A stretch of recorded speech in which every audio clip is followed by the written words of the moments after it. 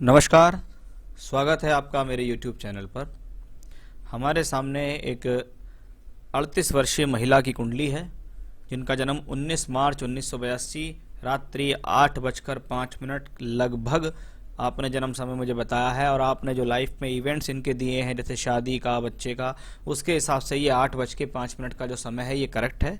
अगर इसमें 2-3 मिनट आगे या पीछे जाता है तो कोई बहुत बड़ा प्रॉब्लम मुझे यहाँ नज़र नहीं आता। मेरे हिसाब से ये 8:05 से 8:10 का जो समय है वही ज़्यादा करेक्ट है, क्योंकि जिस नवांश में मैं यहाँ देख रहा हूँ जिनकी शादी का है उनके हिसाब से, जैसे आपने यहाँ बताया है 2015 में इनकी शादी हुई थी, राहु में मरकरी की दशा में इनकी शादी हुई थी, और राहु यहाँ 7th हाउस में शुक्र की राशि में है और बुध यहाँ बृहस्पति के साथ बैठा हुआ है। तो स्थितियाँ यहाँ ठीक है।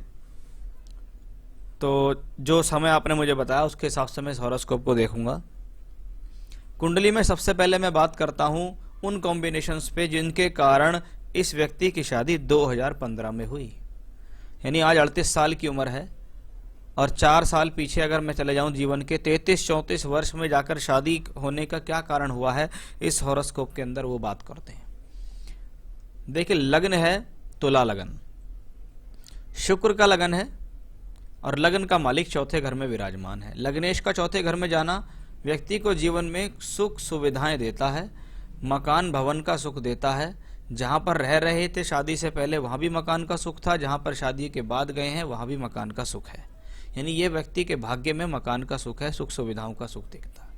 लगन में बृहस्पति है, बृहस्पति जब तुला राशि में हो, वक्री हो जाए और कुंडली में 3-6 का मालिक भी हो तो ऐसा व्यक्ति, ऐसा बृहस्पति निकृष्ट बृहस्पति कहलाता है, यानी बृहस्पति चाह कर भी अपने अच्छे परिणाम नहीं दे पाता है। और बृहस्पति को ये भी कहा जाता है कि ये पति, स्त्रियों की कुंडली में पति का भी एक सिंबल है या पति का एक कारक भी कहा जाता है। वो बृहस्पति शत्रु की राशि में वक्री होके बैठा हुआ है। इसका मतलब पहला एक योग है कि भाई कुंडली में विवाह से संबंधित सुख में कमी देना, वैचारिक मतभेद देना, वैसी कॉम्बिनेशंस यहाँ दिखाई दिए हैं। जबकि लगन में बृहस्पति होता है तो अगर बुद्धिमानी के हिसाब से देखें, विवेक के हिसाब से देखें, समझदारी के हिसाब से देखें तो वो एक अलग मैटर है, उस हिसाब से ये स्थिति अच्छी कहलाती है। लेकिन षष्ठेश जब लग्न में बैठे वक्री हो जाए तो ये हेल्थ इश्यूज भी देता है। चंद्रमा केतु के साथ हो, ये व्यक्ति को भीतर ही भीतर एक वहम की स्थिति देता है।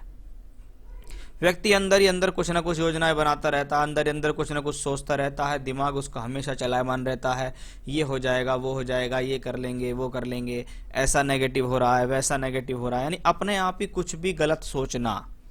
और जब ये केतु के साथ अग्नि तत्व राशि में मंगल से दृष्ट हो तो व्यक्ति के क्रोध का भी कोई पैमाना नहीं होता कि तीव्र गति से क्रोध आना, तीव्र गति से झुंझलाहट आना, क्रोध आना, ऐसी कॉम्बिनेशंस मंगल और केतु के साथ देखा गया है। वही ये 10th लॉर्ड है, दशम का मालिक है चंद्रमा, केतु के राहु केतु एक्सेस में है, यानी ये प्रोफेशनल लाइफ में भी अप्स एंड डाउन देने में सक्षम।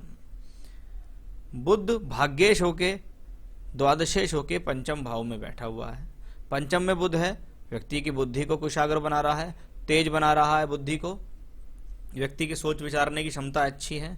बुध की दशा जीवन में करियर के रूप से भी अच्छी है और भाग्य के रूप से भी अच्छी है, एजुकेशन के तौर पे भी अच्छी ही कहूँगा मैं इसे, क्योंकि सही समय पर सही दशा ही सही एजुकेशन करा सकती है। यानी व्यक्ति के अंदर इतनी समझदारी तो है कि वो जीवन में अगर चाहे तो अच्छी एजुकेशन कर सकता है। सूर्य इस कुंडली में लाभेश होकर 6ठे घर में, लाभ भाव का मालिक जब अपने षष्टम में जाता है तो ये सोर्स ऑफ इनकम में प्रॉब्लम देता है, सोर्स ऑफ इनकम को अच्छा खासा नहीं देता। वहीं मंगल शनि का भी एस्पेक्ट सूर्य के ऊपर है, तो पिता को प्रॉब्लम देना या पिता के स्वास्थ्य को अच्छा ना रखना, ऐसी स्थिति, या पिता के साथ मतभेद हो जाना, वो कॉम्बिनेशन भी दिखता है। अब बात करेंगे द्वादश में बैठे शनि मंगल के योग की। शनि और मंगल 2 अशुभ ग्रह जब कुंडली के द्वादश में बैठे तो 12th हाउस शारीरिक सुख, शयन सुख, बेडरूम का सुख, निद्रा, इनके लिए जाना जाता है। जब 12th हाउस में प्लैनेट हो, मेलेफिक्स हो, तो सबसे पहले ये शयन सुख छीन सकता है, शयन सुख देने में देरी कर सकता है। जैसे शादी को आपका इसने 33-34 वर्ष करा दिया, शादी कराने में इसी प्लेनेट के कारण। मंगल 12वें घर में हो, मांगलिक दोष होता है, शत्रु की राशि में बैठा हुआ है, यानी दूसरा कॉम्बिनेशन वैवाहिक जीवन में प्रॉब्लम और देरी का। तीसरा 7 में शनि है, एक और मैलेफिक्स है, और मंगल यहाँ सप्तम का मालिक है। 7th हाउस वैवाहिक जीवन के लिए, शादी के लिए जाना जाता है, और वो प्लेनेट भी 12वें घर में पहुंचा। तो शनि मंगल का ये कॉम्बिनेशन वैवाहिक जीवन में देरी, परेशानी, मतभेद, मनभेद, हस्बैंड वाइफ के बीच में प्रॉब्लम्स देने में सक्षम है। यानी आपकी हॉरोस्कोप साफ तौर पर दर्शा रही है कि भाई इसकी शादी किसी से भी होती, शादी भी लेट है और वैचारिक मतभेद भी हैं। स्वयं पर भी संयम रखना होगा, क्रोध पर, जल्दबाजी पर भी संयम रखना होगा, नहीं तो प्रॉब्लम्स जीवन में अवश्य क्रिएट होती चली जाएंगी। द्वादश भाव में जब 2 मैलेफिक्स प्लैनेट्स बैठते हैं तो व्यक्ति के भीतर बहुत जल्दी से नकारात्मक विचारों का समावेश हो जाता है। अपने भीतर से नकारात्मक विचारों को निकालिएगा, कहीं ऐसा ना हो आप अपने नकारात्मक विचारों के कारण स्वयं का नुकसान करें, अपना खुद की गलती के कारण अपना नुकसान कर लें, अपने सेहत को नुकसान पहुंचा लें, अपने बारे में कुछ गलत वाला सोचना शुरू कर दें, कुछ अपने शरीर को नुकसान पहुंचा लें। तो वो स्थिति भी यहाँ दिखाई दे रही है, तो उस पर भी आपको खास तौर पर ध्यान देना होगा। चलिए, ये तो थी एक हॉरोस्कोप की बात है कि भी क्या कॉम्बिनेशंस हैं। राहु की दशा आपको चल रही है, राहु या 9th हाउस में है, बुध की राशि में, बुध पंचम में, यानी व्यक्ति अपनी बुद्धि के बदौलत भाग्य उजागर कर सकता है, बुद्धि के बदौलत जीवन में कुछ कमा सकता है। नवांश में देखिए राहु 7th हाउस में, नवांश का राहु केतु एक्सेस होना फिर से एक वैवाहिक जीवन के लिए अच्छा योग नहीं। साथ ही साथ शुक्र सप्तमेश होके अपने 8th हाउस में बैठा हुआ है, तो वैवाहिक जीवन में प्रॉब्लम्स के साथ साथ डिले मैरिज का कॉम्बिनेशंस। आप देखिएगा कि राहु की दशा आपके जीवन में 2006 से चल रही है, शादी हुई है 2015 में जाके। तो ये राहु का इस प्रकार की पोजीशन ही डिले मैरिज देने में सक्षम है। और उससे पहले मंगल की दशा थी, मंगल 7th लॉर्ड होते हुए भी शादी नहीं करा पाया। उसके पीछे रीजन यही है कि नवांश में तो ये नीच का हुआ और यहाँ ये द्वादश में पहुंचा, शत्रु राशि में मंगल दोष बना रहा। तो राहु की दशा, राहु में शुक्र चल रही है वर्तमान में 21 अप्रैल 18 से 20 अप्रैल 21 तक, और राहु 7th में शुक्र की राशि में, शुक्र भी अष्टम में, अंतरदशा भी, यानी अप्रैल 2021 तक काफ़ी प्रॉब्लम्स का विषय रहेगा हस्बैंड वाइफ के बीच में। अब मैं बात करूंगा राहु सूर्य में। सूर्य इस हॉरोस्कोप में लाभेश होके 6ठे में, और शनि मंगल से एस्पेक्ट है। आप आने वाले समय में अपनी हेल्थ का बहुत ज़्यादा ध्यान रखिएगा।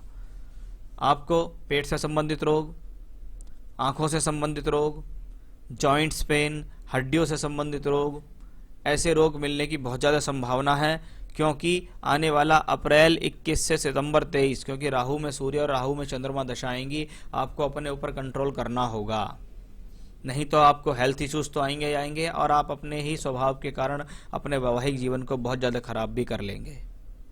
क्योंकि राहु में सूर्य, राहु में चंद्रमा आपकी एग्रेशन दे सकता है, झुंझलाहट, क्रोध, चिड़चिड़ाहट देगा, अपनी गलती करेंगे आप, गुस्सा आपको आएगा, उससे आप अपना वैवाहिक जीवन भी खराब कर लेंगे।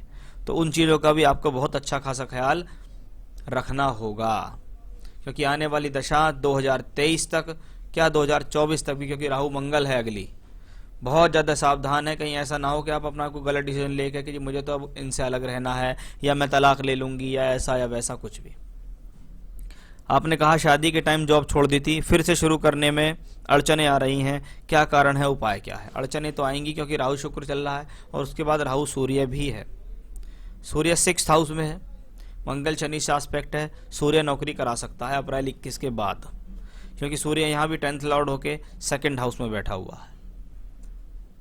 तो एक कॉम्बिनेशन इसमें और ये भी आता है कि आप थोड़ा सा अगर चाहें तो साइड बाय साइड कोई टीचिंग या ट्यूशन्स ऐसा भी शुरू कर सकते हैं। नहीं, क्योंकि जॉब, स्थिर जॉब तो अप्रैल 21 के बाद दिखती है, वो भी हो सकता है किसी कारणवश या स्वास्थ्य के कारणवश आप उसको पूरा या अच्छे समय तक ना चला पाएँ। उपाय मैं आपको बता दूंगा जिनसे आपको लाभ मिलेगा। फाइनेंशियल कंडीशन कब ठीक होगी? 12th हाउस में शनि और मंगल का योग, तेज का द्वादश में आना व्यक्ति के हाथ को खुला दिखाता है। व्यक्ति कहीं ना कहीं जीवन में पैसा खर्च करने के बाद ये सोचता है कि मेरे पैसे खत्म हो गए, या मैं पैसे जोड़ नहीं पाया। ऐसी कॉम्बिनेशन इस हॉरोस्कोप में है, तो आपको जीवन में धन संचय पर बहुत ध्यान देना होगा, नहीं तो पैसे से संबंधित तंगी आपको आएंगी। अपना घर या जमीन कब तक होगा? स्वयं के घर या जमीन के कॉम्बिनेशंस मैंने आपको बताए थे। देखिए, एक तो होता है अपना घर, कि क्या मेरे घर भाग्य में घर का सुख है? हाँ, मेरे भाग्य में घर का सुख है। लेकिन एक तो होता है कि जी मेरी खुद की इतनी आमदनी है कि मैं घर बना रही हूँ। दूसरा कि मेरे भाग्य से, तो भाग्य वाली स्थिति भाग्य जैसा ही काम करती है बस, कि हाँ आपके भाग्य से कुछ ऐसा हो रहा है। क्योंकि आपके हिसाब से तो जो बृहस्पति में शनि की दशा आएगी, यानी 2000 नवंबर 26 से जून 29, यही वो समय होगा जिसमें आपको मकान का सुख मिलेगा। नहीं तो उससे पहले मुझे कोई योग दिखाई नहीं देता। स्वास्थ्य में कोई प्रॉब्लम तो नहीं, बिल्कुल मैंने आपको सचेत कर दिया है और बता भी दिया है प्रॉब्लम है। मैरिटल लाइफ में मतभेद क्यों, क्या उपाय है, वो भी मैंने आपको बता दिया क्यों है। शादी किसी से भी होते अवश्य। अब आती हैं उपाय की बातें, कि क्या ऐसे उपाय आप अपने जीवन में करें जिनको करने से आपको लाभ हो, स्वास्थ्य के तौर पर भी लाभ हो, मैरिड लाइफ के तौर पर भी लाभ हो, सब तरीके से। सबसे पहले भगवान शिव का स्तोत्र पाठ है रुद्राष्टकम, इसका पाठ आप रोजाना करना है। ये आपको मानसिक शांति देगा, एग्रेशन से दूर रखेगा। दूसरा, रोजाना देवी कवच का पाठ करना है। दुर्गा सप्तशती में से देवी कवच होता है, गीता प्रेस वालों का दुर्गा सप्तशती में से देवी कवच करना है। उसमें 56 श्लोक होते हैं। रोजाना वो 56 श्लोक हिंदी आपको पढ़नी है। उसका मैं लिंक आपको दे दूंगा अभी, वो देख लेना, वो संस्कृत में है, किस तरीके से आपको वो करना होगा।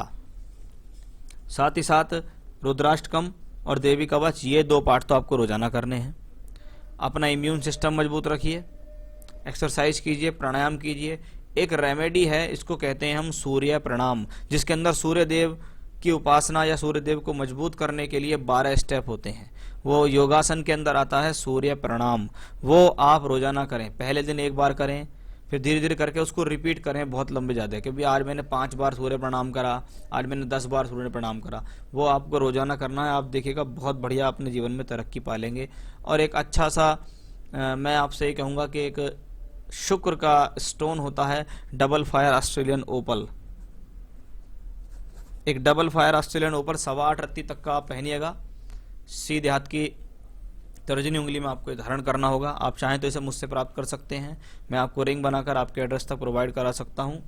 सर्टिफाइड स्टोन होगा, जिससे आपका शुक्र ग्रह काफ़ी मजबूत हो जाएगा।